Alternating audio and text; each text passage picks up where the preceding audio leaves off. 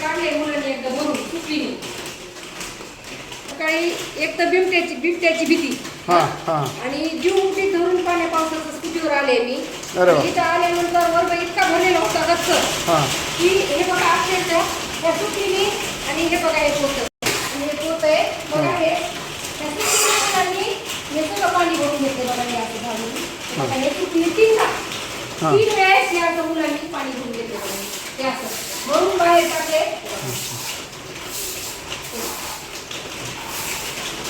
असं एकात भरून एकामध्ये भरून हे झाडून बघाय झाडून बघा इथं बघा पण एकापेक्षा जास्त भाऊ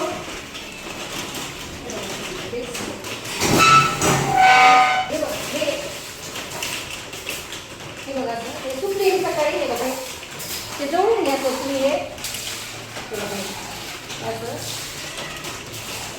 सुकली असं सुकली बघा हे असं आणि बाहेर टाकली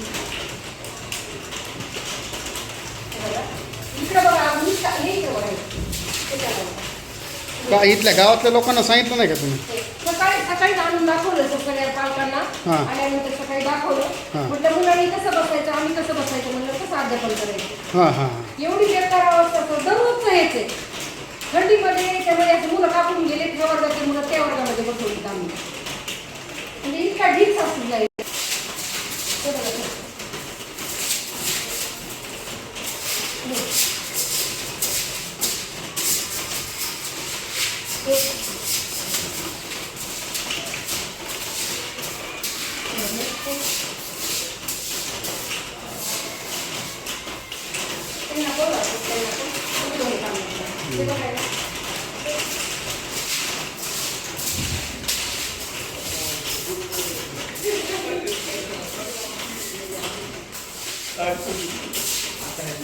वा तावरेची मेहनत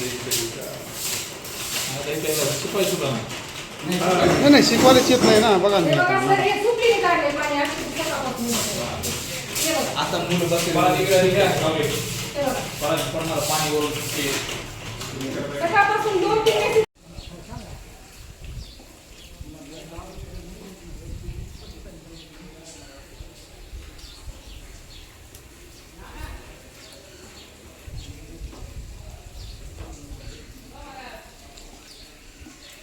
या साहेब या पाय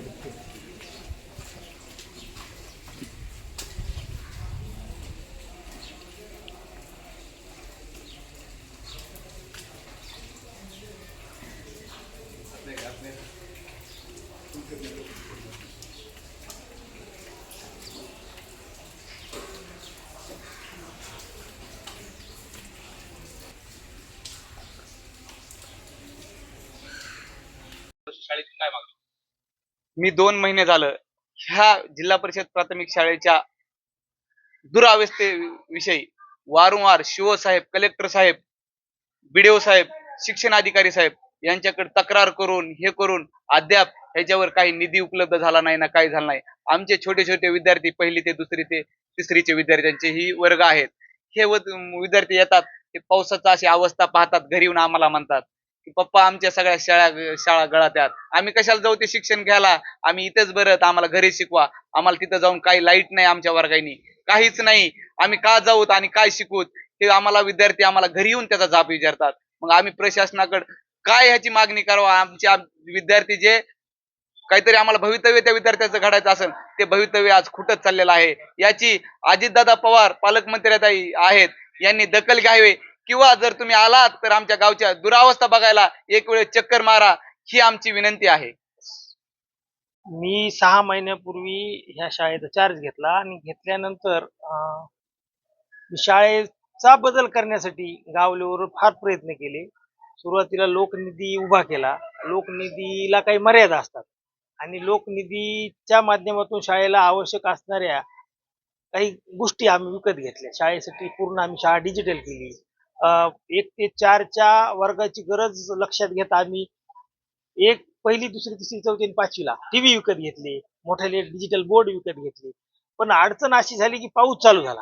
पाऊस चालू झाल्यानंतर आमचे हे सगळं साहित्य काही कामाला येईना. का तर पूर्ण ज्या वर्गासाठी घेतलं ते वर्ग पत्र्याचे दुरस्ता जी पत्रे फाटलेले आहेत, जुने आहेत. आमच्या शाळेवर मोठं झाड आहे. त्या झाडाचा पाला पडल्यामुळे ते कुजताय आणि त्यामुळं ते काय झालंय, पाऊस पडला की पहिलीचा वर्ग दुसरीच्या वर्गात, दुसरीचा वर्ग तिसरीच्या वर्गात, एकाच वर्गामध्ये तिन्ही वर्ग आम्हाला बसवण्याची वेळ आली. आणि 2 वर्षापूर्वी जो निधी आला होता आमच्याकडे 7-8 लाख रुपये, तर तो दुसऱ्या इमारतीसाठी खर्च करण्यात आला होता. मग ह्याची दखल आमच्या गावातले एक हरिभाऊ शेळके यांनी 3 दिवसाचं उपोषण केलं. उपोषण केल्यानंतर BO साहेबांनी तात्काळ इंजिनियर पाठवला. शाळेचा पूर्ण त्यांनी सर्वे केला. त्यानंतर 2 दिवसांनी हे उपोषणाला बसल्यानंतर EO साहेबांनी परत इंजिनियर पाठवला. त्यांनी ही कंप्लीट शाळेची अवस्था पाहिल्यानंतर पूर्ण मोजमाप केल्यानंतर त्यांनी सांगितलं की तुम्हाला शाळेची तात्काळ गरज आहे, तुम्हाला निधी उपलब्ध होईल. पण अद्यापपर्यंत पुढं काही झालं नाही आणि आम्ही आमच्या मार्फत शाळेमार्फत आम्ही पाठपुरावा करून ऑफिसला आमची मागणी कळवलेली आहे.